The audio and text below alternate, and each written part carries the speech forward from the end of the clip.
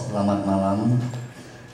Malam ini saya mau menceritakan 2-3 cerita dari buku Secun kalau waktunya mengizinkan. Yang pertama itu tentang ada seorang bos ya, dia tuh buka bar, klub malam. Dia tuh ada baru mau buka, dia tuh pasang dewa babi Cupace. Itu Secun diundang untuk buka Haikuangnya.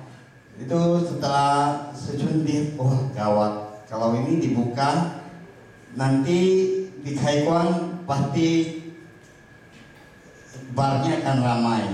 Terus yang minum mabuk sama yang itu kan di bar ada banyak pramurian, jadi orang akan terjadi mabuk-mabukan dan perzinahan. Tetapi waktu itu Yao Zejin muncul lalu mengangguk pertanda boleh sama dia Haikuang. Setelah di Haikuang itu wah barnya makin ramai, yang datang ngantri ya sampai penuh. Terus dia buka cabang lagi 2-3. Tak lama kemudian dia itu karena untung banyak, uangnya itu ditanam saham ke pertambangan batubara. Setelah dia tanam saham di pertambangan batubara, terjadi bencana. Tambangnya meledak, banyak orang meninggal. Dia terpaksa menjual barnya untuk ganti rugi. Kemudian 2 bulan kemudian Secun lewat di depan barnya, kok tutup ya. Tak lama Secun ketemu orangnya di jalannya, sudah ada di biksu rupanya. Terus cerita yang kedua, ada seorang yang bekerja di perusahaan pelayarannya. Dia itu pergi ramal nasib di Hong Kong. Peramal itu meramalkan dia akan meninggal pada usia 37 tahun. Lalu dia tanya peramal itu ada cara untuk menghilangkan bencana itu enggak, untuk supaya dia panjang umur, cara menyelesaikan persoalan dia. Itu peramal itu menganjurkan dia pergi mencari Lu Sheng Yen, Maha Guru kita. Lalu pelaut ini ya, dia pergi cari Secun untuk diramal. Secun hitung-hitung, ya memang benar dia akan mati muda.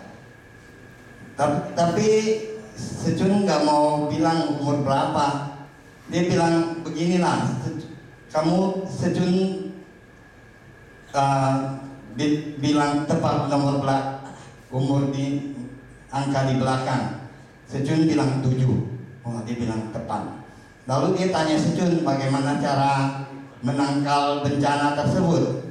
Secun lalu bersemadi, Yusan Modi itu melihat Pai Senjun itu Pai Tase Kuan Seing Pusa muncul, bilang dia bisa membaca mantra saya karena dia sudah hafal, jadi tidak perlu kamu ajari lagi.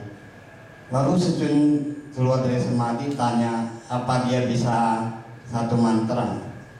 Ya, terus itu ternyata orang itu kemudian berlayar ya. Jadi dia sudah sudah bisa membaca Pai Sencau itu karena peninggalan dari bibinya, sering mendengar bibinya baca. Kemudian di belayar, akhirnya dia sakit, masuk rumah sakit karena usus buntu. Teman-temannya meninggalkan dia berlayar ke laut. Akhirnya teman-temannya semua itu tenggelam ya, tidak ada satupun yang hidup. Jadi ya intinya dari kedua cerita ini adalah Fofusa ada cara untuk menolong kita umatnya. Karena ada orang sakit atau bangkrut, itu bukan berarti dia itu nasibnya jelek, tapi mungkin Fofusa berkeinginan lain untuk menyelamatkan nyawanya atau untuk jalan siusingnya. Itulah inti ceritanya. Secun bilang singgi wucuaciu. Kita bersadana itu bukan untuk memohon rezeki atau memohon apa-apa, tetapi untuk keselamatan dan untuk uang sensifan jiwa setia dan untuk kesehatan ada. Amin.